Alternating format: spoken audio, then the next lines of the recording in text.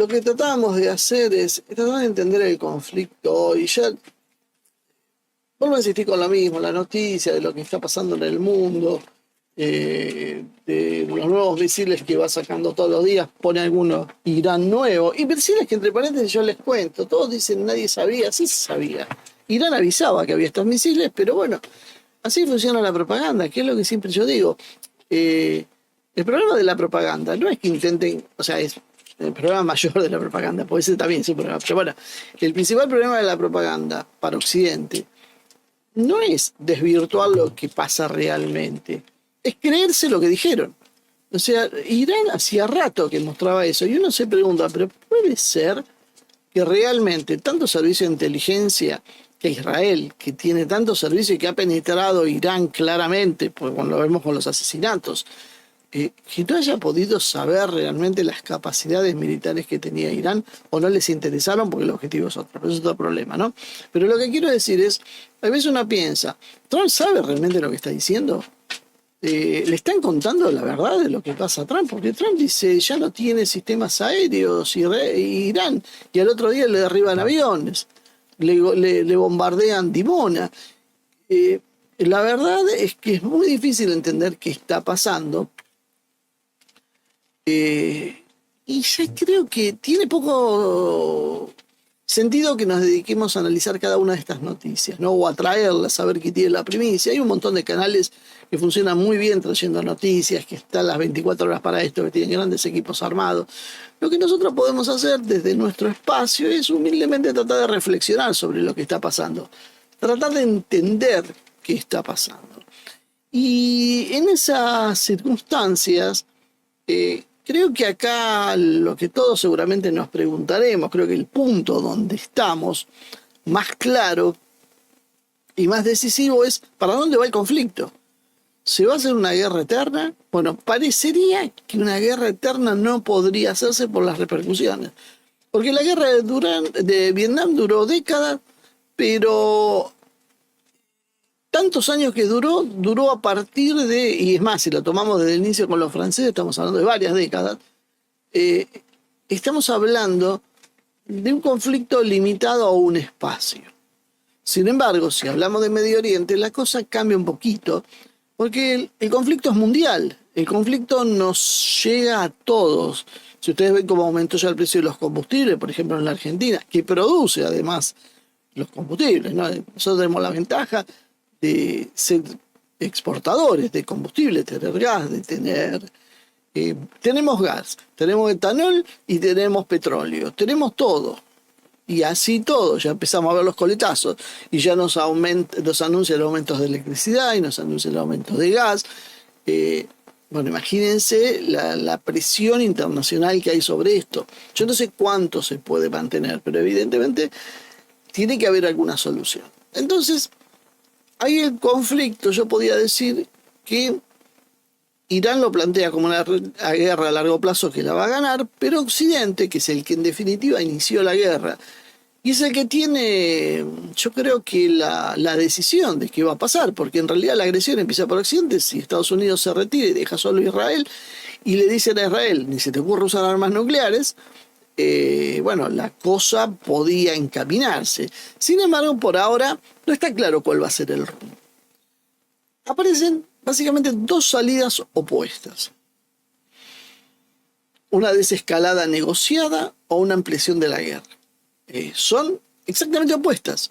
Y uno dice, bueno, pero normalmente nosotros decimos, va a ir en este sentido, se va a ir acomodando. Bueno, este conflicto, a diferencia de todos los que hemos visto, parece tener claro cuál es la solución. Que la solución es que algo grande está en marcha. No sabemos qué va a ser. Si una derrota de Estados Unidos, con todo lo que eso simbólicamente va a significar y cómo va a apresurar un desastre, básicamente lo que pasó con la Unión Soviética en Afganistán, que fue un paso importante para el desmoronamiento final, o caminarnos hacia una guerra nuclear. Porque si hablamos de una guerra mundial sí que se transforme en nuclear, es casi utópico. ¿Puede pasar? Sí, puede pasar, pero es difícil. El problema de un acuerdo es las condiciones. más o menos estamos sabiendo qué pide Washington y qué pide Teherán. Sin embargo, las posiciones son casi antagónicas. Axios, que tiene, que algunos dicen que es muy cercano al Estado de Israel, digo, para que nos ubiquemos desde dónde habla, pero es una de las más informadas en este aspecto, reportó que la Casa Blanca ya discute cómo sería una negociación. Pero al mismo tiempo, Trump endurece el ultimátum con respecto a Hormuz y vuelve a elevar el costo del acuerdo. Básicamente, el problema inicial, podríamos central, dejando de lado el tema nuclear por otro lado, es el estrecho de Hormuz. Claramente, mientras el estrecho de Hormuz esté restringido al paso y ahora los hutíes se suman a decir que ellos van a estrangular Bab el-Mandeb, la guerra no se puede cerrar. Políticamente no es aceptable esto para Estados Unidos, aunque haya conversaciones que se sabe que hay indirectas con las autoridades iraníes, porque en las guerras pasa esto. Mientras está la guerra y se está matando por un lado, por otro lado siempre hay líneas de comunicación. Y debe haberlas. No es solo una cuestión de hipocresía, porque si no las hay, estamos en un problema mucho más serio. Axios entonces reporta que la discusión sobre la isla de Kark apareció porque Trump no puede dar por terminada la guerra mientras Irán conserve esa palanca sobre el tráfico marino y el mercado energético. Básicamente, en paralelo, la diferencia es que entre los objetivos de Estados Unidos e Israel hay mucha diferencia, que todavía no se hizo una ruptura, todavía no está yendo a Estados Unidos por un lado y Israel por el otro, pero ya se están viendo los signos de la división, porque evidentemente Estados Unidos tiene objetivos que, sí, realmente el objetivo de Estados Unidos ni tendría que estar ahí. De última, era un objetivo de ir, golpear y salir y proclamarse ganador y con eso tratar de condicionar a Irán para que no desarrolle el programa nuclear, que es lo único que le puede llegar a interesar realmente a Estados Unidos. Después el resto ni le va ni le viene. Pero sin embargo Estados Unidos se ha tomado esta guerra como una guerra propia. Según esta agencia, los funcionarios estadounidenses admiten que Israel los empuja hacia la decapitación del liderazgo iraní y trabajan sobre la lógica del cambio de régimen, mientras que Washington lo que quiere es degradar el sistema de misiles, el programa nuclear, la armada iraní y financiamiento de proxies. La realidad es que el programa de misiles es muy difícil que lo podrán degradar porque los están usando los iraníes, pero no otra cosa. No van a desestimar los iraníes su única defensa, porque si los misiles no se los llevarían por delante.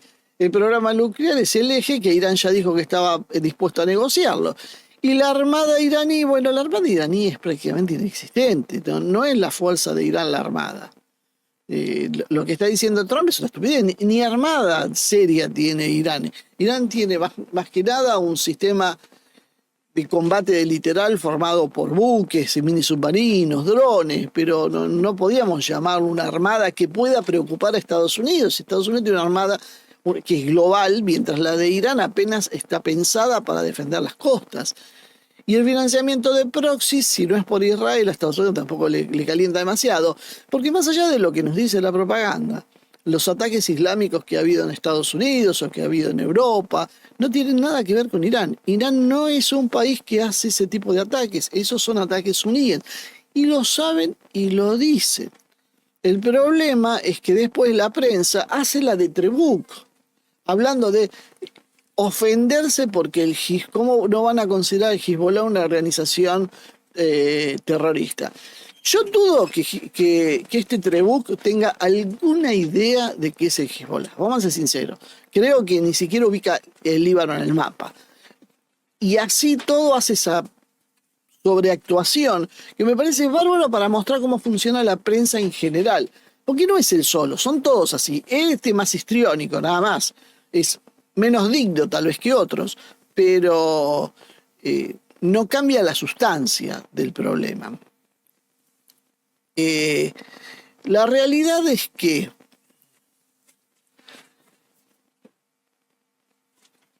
hay un escenario donde según esa nota de Axios, el paquete de reclamos que circula en torno a Trump incluye 6 compromisos de Irán. O sea, ¿qué es lo que quiere Estados Unidos? Deja salir. Congelar o eliminar el programa de misiles por 5 años. Enriquecimiento cero. Desmantelar Natanz, Isfahan y Fordow, que son los 3 lugares nucleares de Irán. Vigilancia externa estricta de centrifugadoras y equipos sensibles. Acuerdos regionales de control de armas con un tope de 1000 misiles. Y cortar financiamiento a Hezbollah, a los hutíes y a Hamas. Esto básicamente es lo que podía reclamar Estados Unidos si hubiese derrotado a Irán. Ganó por las condiciones. El problema es que no lo derrotó. ¿Qué pide Irán por el otro lado? Según la misma nota, y que es más o menos lo que hay un consenso general que se está hablando, Teherán pide 3 condiciones básicas. Alto el fuego, garantías de que la guerra no se va a reanudar y compensación o reparación por daños. O sea, fíjense, uno te pide que se desmantele todo y el otro te pide que lo compense. La cifra que habló Irán, y que supongo que irá aumentando a medida que pasa el tiempo, era de 500.000 millones de dólares, lo que reclamaba como compensación de los daños del ataque estadounidense israelí. Abbas Araghchi, además, el canciller, planteó que normalizar Hormuz requiere un cese de ataques y exista un compromiso firme de no reanudar los ataques. Para Washington, entonces, pedir enriquecimiento cero y sin programas de misiles equivale básicamente a la rendición estratégica de Irán. Para Teherán, por supuesto, aceptar eso sería admitir que fue derrotado en una guerra que ni siquiera ha conseguido doblegarlo. Y además aceptar un método de desarme coercitivo, es decir, que por la fuerza se consiguen los resultados. Entonces, básicamente lo que hay es una enorme brecha que no es solo táctica, sino que implica lo soberano, porque Estados Unidos quiere desactivar básicamente todas las herramientas de Irán que éste considera indispensables para no quedar expuesto a un nuevo ataque. Es decir, traducido, si Irán baja los misiles, baja el programa nuclear, a Irán se lo llevan por delante dentro de 6 meses, vuelven a hacer otro ataque y termina como Libia.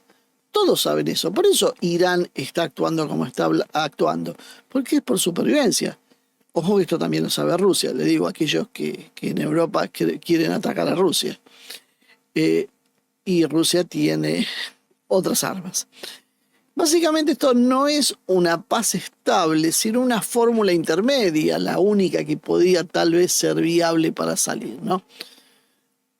Pedir un cese de hostilidades, porque si no es muy difícil hacer todo, una reapertura funcional de Hormuz, algún mecanismo de inspección tal vez, y una negociación posterior sobre los temas más duros. Pero esto es lo máximo que podían llegar a negociarse, tratando de ponderar, promediar y llegar a un acuerdo. Los acuerdos todos ceden, si no, no son acuerdos, si no son en posición de uno que gane y la guerra tiene que continuar. Entonces Trump básicamente pasa horas hablando de ir bajando la guerra, de decir que Irán ya está derrotado, que ya está todo destruido. Eso en 48 horas pasa a decir que va a destruir, si no acuerda Irán, las centrales eléctricas iraníes. Si le da 48 horas para abrir Hormuz, ¿no? Y este ultimátum de Trump demuestra básicamente algo que es debatible, ¿no? ¿Por qué Trump hace esas cosas? Y lo que yo creo que la conclusión es que muestra que la diplomacia y la coerción son usadas en paralelo, no en forma secuencial. Irán, sabiendo esta situación, responde de la misma manera. Amenaza con atacar la infraestructura energética, tecnológica y desalinizadora de Estados Unidos en la región, atacar a Irán y a Israel y a los socios regionales si tocan su infraestructura energética, lo cual, dicho muy cortito, ¿no? Si golpean la estructura energética de Irán van a subir los precios del petróleo e Irán va a responder destruyendo las refinerías de los otros países. O sea, el conjunto va a ser una merma de la oferta de petróleo y gas en el mundo y esto va a ocasionar un caos.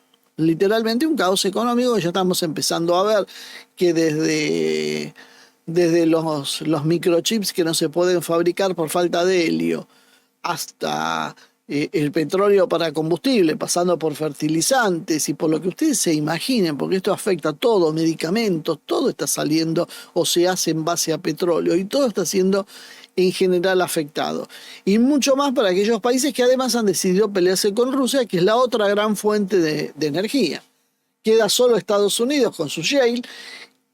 ¿Y cuánto tiempo primero va a durar? Y después, obviamente, si esta situación sigue, Estados Unidos lo va a necesitar para él. Hay muchos países que están frenando la exportación de combustibles precisamente porque lo necesitan para sí mismos, como China, por ejemplo, que tienen refinerías que exportan y que ahora están diciendo, no, por el momento no, porque esto lo podemos necesitar nosotros. Digo esto para que vayan avisando en Olivos, acá en la Argentina, porque ya me veo venir qué es lo que va a pasar. Nos van a dejar a nosotros desabastecidos para hacer negocio y llenarse los bolsillos.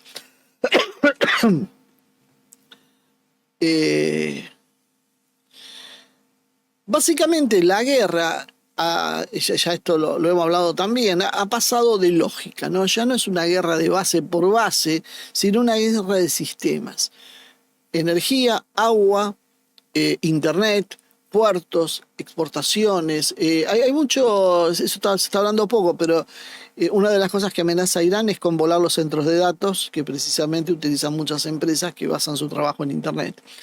Seguros marítimos.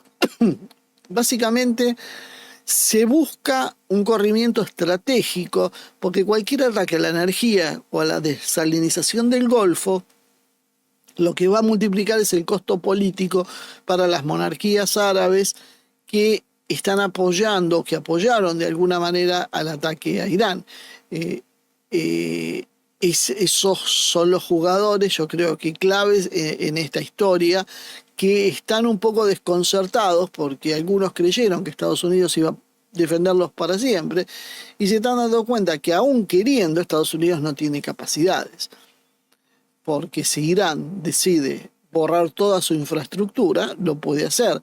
Se habla que hay países que han perdido cerca del PBI, cerca del 20% del PBI, entre el 10 y el 20% del PBI, solo por lo que está pasando ahora.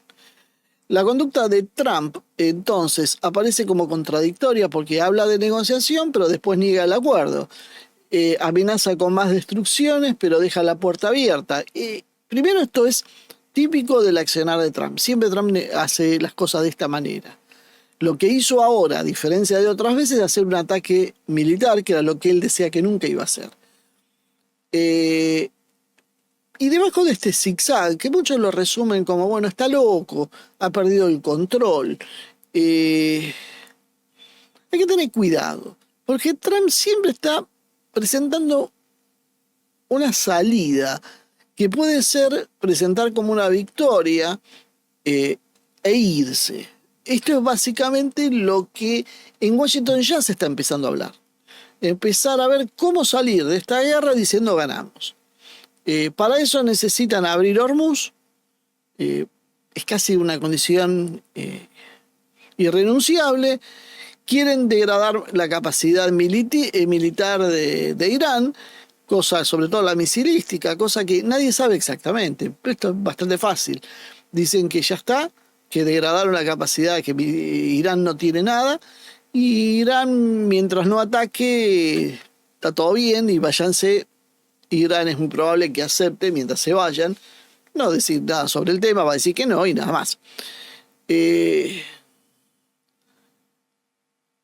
Pero lo que vemos entonces es que no cambia tanto el objetivo como el método y el ritmo. La contradicción política en realidad que está viendo parece ser otra, que es que si escala demasiado se va a atar a una guerra que dañe su propio frente interno y su propia agenda externa. Por eso acaba de decir Trump que después de Irán lo que siguen son los demócratas. Esos son sus grandes enemigos. Que en definitiva, todos sabemos que esos son sus verdaderos enemigos. Si afloja demasiado, el problema que tiene es que queda expuesto a los reclamos de Netanyahu y a la dura estadounidense que quiere llevar esta campaña hasta el final. Entonces, según esa nota de Axios, la propia administración la propia administración de Estados Unidos cree que Israel tiene mejor capacidad de tolerar el caos que Washington.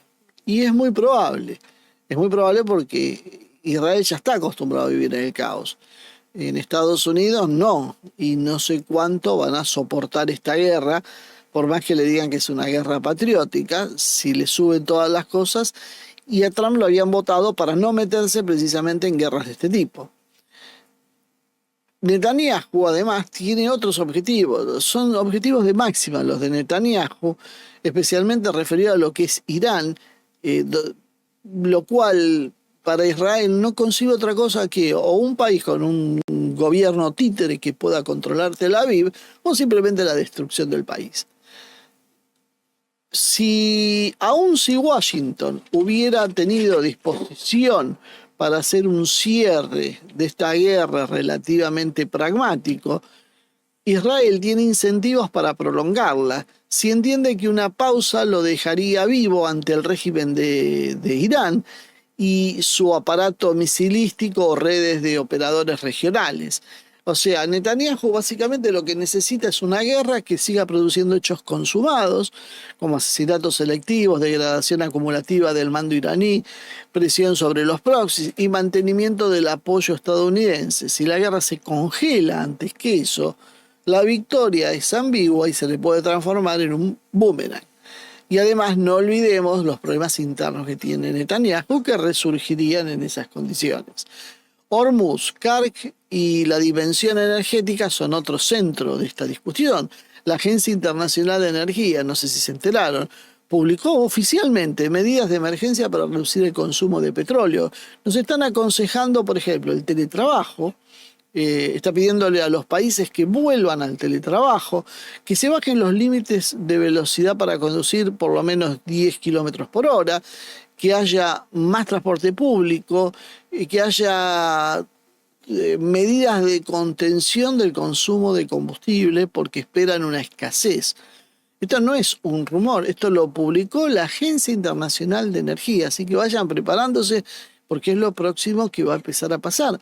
Vamos a empezar a ver cómo van a empezar a intentar que la gente trabaje en su casa, porque eso calculan que puede disminuir el consumo en un 6%, maneje más despacio porque puede bajar el consumo entre el 5 y el 10% de petróleo, por ejemplo, estos son los datos que ahora me acuerdo. Y en definitiva, bueno, van a volver a insistir con algo que es muy parecido a la agenda verde, bicicletas, caminen y demás, y dejen de usar el auto. Entonces, ¿esto qué confirma básicamente? Que ya no hay una sola fase militar en conflicto, como por ahí pasaba en Ucrania, sino ya hay una ecuación económico-energética en juego.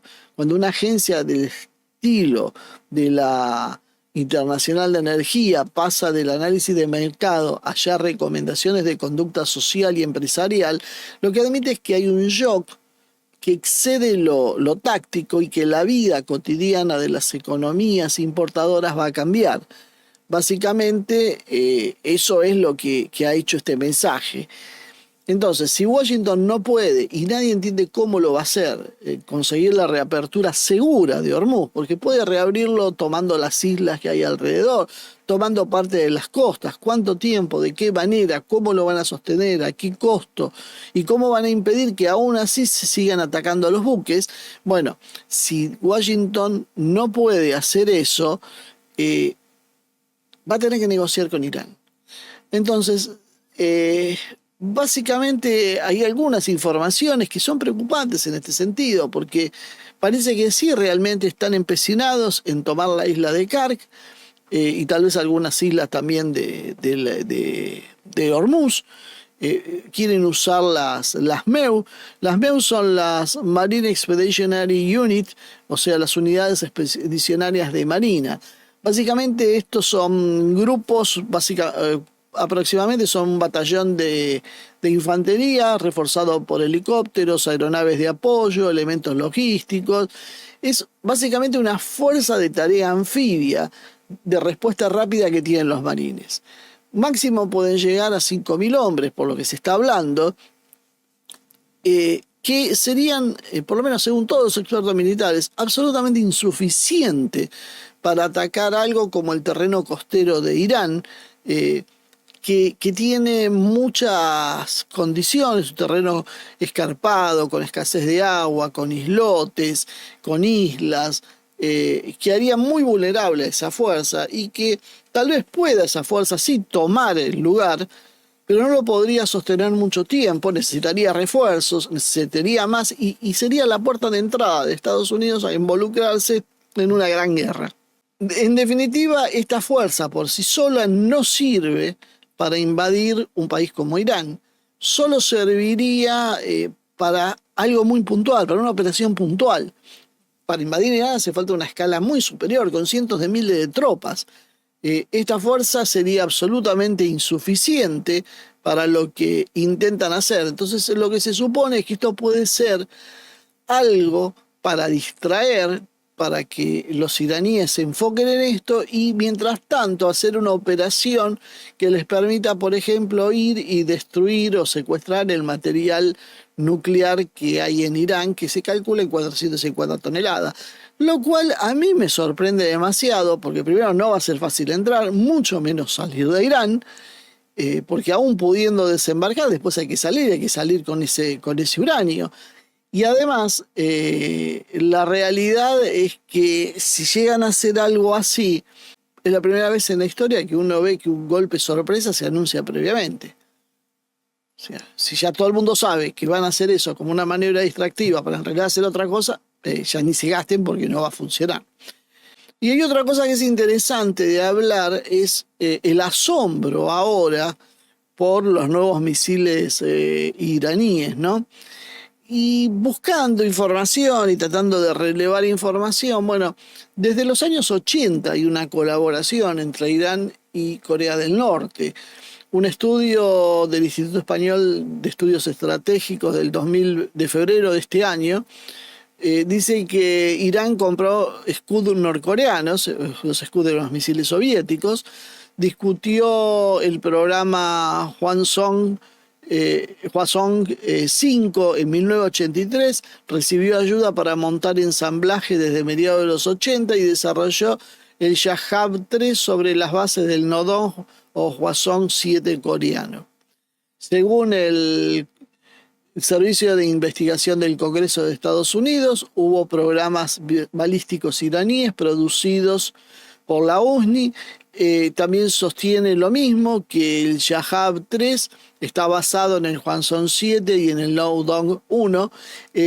Yo a veces tomaría más en serio el de los Estados Unidos que el de los españoles, no es por nada, pero claramente cuando Estados Unidos dice algo, después el resto trata de acomodarse y a repetir lo que dice Estados Unidos. Por eso lo que en general es concluyente que la familia de los misiles Khorramshahr, estos últimos que tanto han conmocionado a Israel, son desarrollos posteriores y según, por ejemplo, un bloguero militar ruso, Podolkaya, esta línea lleva al Hwasong 10, que es el Musudán, y lo usa para advertir que puede haber misiles con alcance mayores. Él explica que este mismo misil, si se modifica, puede llegar a distancias de hasta 6.000 kilómetros, lo cual básicamente mete en la bolsa a toda Europa, que quedaría al alcance de los misiles iraníes. Lo básico entonces de todo esto es que lo que hemos visto claramente es que ha habido y existe, y no es una fantasía, una red de aprendizaje, ensamblaje, adaptación y mejora incremental por debajo de la mesa, podríamos decir, y que le permitió a Irán no solo no partir de cero, sino con décadas de transferencia, ingeniería inversa y domesticación tecnológica sobre la base norcoreana, y ahora entiende uno también mucho por qué respetan tanto a Norcorea. Bueno, parece que ha conseguido una potencia que nadie esperaba. Otro que está metido en este esquema parece ser que es Pakistán. Pakistán, dicen que es, según las fuentes de información, está bien, son occidentales, pero en esto yo creo que nos están mintiendo, es parte de un ecosistema histórico de proliferación misilística norcoreana, funcionando de otra manera. Según la cronología de la iniciativa contra la amenaza nuclear, los estudios dicen que el Gauri pakistaní está basado en el Nodong coreano y que existió un intercambio entre Pakistán y Corea del Norte vinculado a tecnología nuclear y misilística. Pakistán básicamente entonces empieza a aparecer como otro nodo histórico del circuito de proliferación norcoreano, y aunque no sea un proveedor externo de Irán, pudo haber tenido conexiones. A todo esto falta otro jugador, que es Rusia. La tecnología hipersónica de Rusia, en principio, lo que hay son antecedentes de que haya transferido asistencia tecnológica al programa de misiles de Irán en los años 90. Según la Agencia de Inteligencia de Defensa de Estados Unidos, en el 2025, Rusia y China fueron actores que ayudaron a expandir inventarios y sistemas nuevos con vehículos hipersónicos. Ese mismo documento no lo presenta Irán como un beneficiario directo, pero la verdad es que hay una cosa que llama la atención. Es decir, Rusia no tuvo ningún papel comprobado, eso está todo bien. Pero creo que es bastante razonable pensar que acá hay algunas cosas que faltan. Por ejemplo, difusión de conocimiento, componentes, algoritmos de guiado, materiales, ensayo y doctrina de sistemas hipersónicos no han surgido espontáneamente. Esto se da en una serie de países todos enfrentados a Estados Unidos. ¿Quiénes son los que hoy tendrían misiles hipersónicos? Rusia, que fue el que empezó, China, el que lo siguió, Corea del Norte, Irán. Entonces cuando uno ve ese juego, uno empieza a ver si realmente parecería ser cierto que hay una red de por lo menos transferencia de todas estas tecnologías. No es que te transfieren el misil, pero te transfieren las bases como para que vos, si querés, podés desarrollarlo. Entonces no hay una prueba pública de que salga de Moscú toda la tecnología hipersónica que tiene, por ejemplo, Teherán o Pyongyang.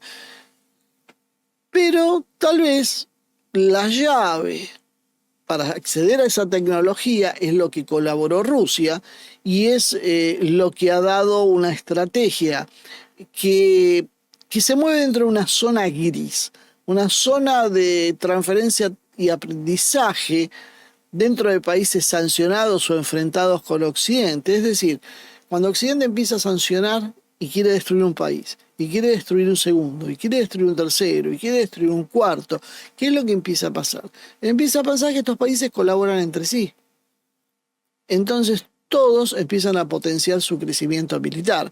Entonces ahí es donde vemos estas innovaciones que nadie imaginaba que tenía Irán y que le permiten, por ejemplo, hoy golpear a la isla Diego García, una de las principales bases que tiene Estados Unidos, que está a unos 4.000 kilómetros, 3.800, 4.000 kilómetros de las costas iraníes. Aunque haya un daño físico limitado, que hayan sido interceptados los misiles, lo que sea, consiguieron meter un misil a 4.000 kilómetros de distancia. Y esto es lo que complica toda esta situación. 4.000 kilómetros, perdón, 4.000 kilómetros de distancia. Y estos misiles modificados con cargas menores, según las pruebas que ha hecho Corea del Norte, pueden llegar hasta los 6.000 kilómetros, que era lo que mencionaba antes.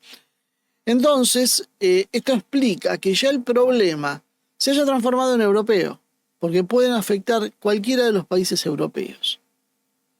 Europa entra dentro de la escala del sistema de misiles de Irán, y yo les cuento que Irán está disparando los misiles. Irán no está teniendo mucha paciencia, juegan a la destrucción de Irán, Irán sabe que se juega a la destrucción, y eso explica lo que está pasando en Europa.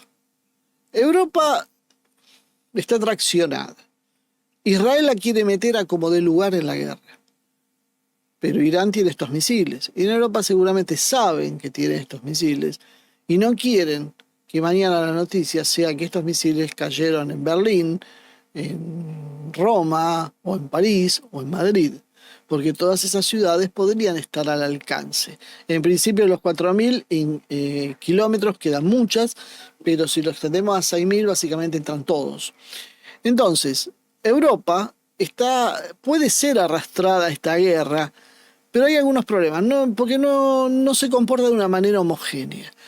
No es que porque el problema viene en que la Unión Europea no ha decidido entrar en bloque como hicieron en Ucrania, que básicamente todos, salvo un par, quieren entrar en esa guerra. La jefa de política exterior, que ya habla de por sí lo que es la mediocridad de la dirigencia mundial y europea específicamente, en este caso, Kaja Kallas, dijo que ellos no tenían ganas de ampliar la misión naval hacia el estrecho de Hormuz. Fíjense que ella, que es tan belicosa en Ucrania, está poniendo un freno acá. Varios gobiernos europeos han frenado también esta iniciativa. El que está un poquito más avanzado, como siempre, ¿quiénes son? Los británicos, que primero habían sorprendido diciéndole que no al uso de algunas bases estadounidenses, pero ahora Londres rápidamente terminó cuadrándose y ahora inclusive un submarino de propulsión nuclear estaría aproximándose hacia Irán, ¿no? Básicamente eso lo pone a Londres en un nivel de compromiso por encima del resto de los europeos. Una vez más, Londres siendo la atracción de la guerra en Europa. Otro que colabora con Londres y que se ha transformado en una pesadilla para cualquier proceso de paz es Estonia. Alguien diría, bueno, ¿qué país insignificante? Es muy probable, pero el canciller estonio, Margus ¿cómo se pronunciará esto? Sagna, perdón la pronunciación, dijo oficialmente que Tallinn está dispuesto a colaborar con Estados Unidos sobre la situación de Hormuz, aunque dijo que primero deben conocerse con precisión los objetivos y planes estadounidenses. Bueno, va a ser difícil porque ni los norteamericanos lo saben. Estonia se sumó entonces al comunicado internacional que condena las acciones iraníes en el estrecho y apoya esfuerzos apropiados. Esto básicamente muestra una voluntad de acompañamiento y eventualmente de participar en los operativos militares, pero por ahora no equivale a una oferta clara de tropas para combatir. ¿Qué muestra esto? Que Europa está partida. Hay un núcleo minoritario encabezado obviamente por el Reino Unido, como decíamos, con Estonia como ladero, que está dispuesto a ir más allá. La mayoría de los países europeos, en cambio, evita una implicación directa porque entiende que se va a meter en problemas por el costo energético, comercial, estratégico y mira de reojo los nuevos misiles iraníes, ¿no? Porque después del lanzamiento a Diego García, aprovecharon los israelíes para instalar la idea de que las capitales europeas están dentro del radio potencial de amenaza, cosa que tampoco deja de ser verdad. Este argumento no prueba la intención de Irán de atacar, pero sí sirve políticamente para empujar a los europeos a tomar una decisión y no ver la guerra como un problema ajeno. Básicamente, en otras palabras, el mecanismo de arrastre no pasa solo por la solidaridad atlántica, sino también por la construcción de una sensación de vulnerabilidad directa en el espacio europeo. En definitiva, nos encontramos que la guerra creció, que la guerra se le fue de las manos a Estados Unidos, que Trump se quiere ir pero no sabe cómo, que cualquier acción que haga es una derrota, ya sea porque involucra a Estados Unidos en un conflicto que es el más impopular en la historia, o porque saca a Estados Unidos después de una aventura militar que nadie quería y que va a aparecer obviamente como derrotado. Europa empieza a ser arrastrada de a poquito un conflicto que ahora sí acá no quiere. Quiere el de Ucrania, pero no quiere el de Medio Oriente. Europa va a tener que decidir y tal vez debería cambiar toda su política, pero probablemente no lo haga mientras esta burocracia siga gobernando. Y queda Israel. Israel está jugado a todo o nada. Israel no tiene opción. Israel fue el que presionó y volcó para que se haga esto. Y los resultados no están saliendo como los esperaba. Israel no está consiguiendo buenos resultados militares. Israel tiene miedo que Estados Unidos termine por presiones internas finalmente saliendo, más allá de toda la capacidad de lobby que hemos hablado, que finalmente salga del país. Y si Israel se queda solo, va a ser arrasado. Y si no se queda solo y Estados Unidos, igual tiene un futuro comprometido. Y ahí aparece en el horizonte la opción Sansón, que es básicamente un marco de discusión sobre un plan nuclear que empezamos a escuchar cada vez más seguido y que funciona como la represalia lógica de Israel, que no está claro todavía cuán especulativo es esta versión, pero claramente que sirve para pensar en el miedo que da cruzar ese umbral, no para afirmar que una disuasión nuclear sea ya inminente, es decir, que mañana usen las armas nucleares, o al menos eso suponemos, porque esta guerra escala tan rápido, que todo es posible.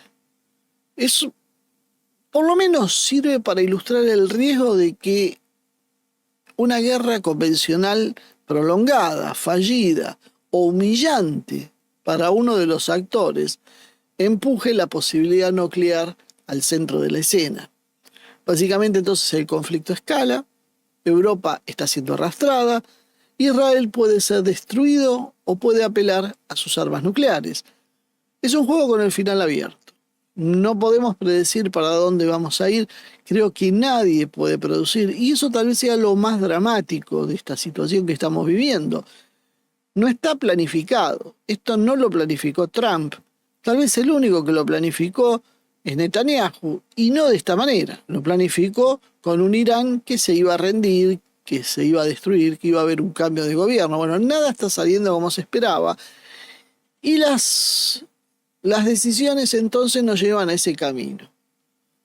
O paz, reconociendo que este es el principio del fin, porque si Estados Unidos es derrotado como se comprometió en esta guerra y se tiene que retirar, todos van a oler la debilidad y los levantamientos contra el orden estadounidense se van a dar en todas partes del mundo y esto no va a durar mucho, o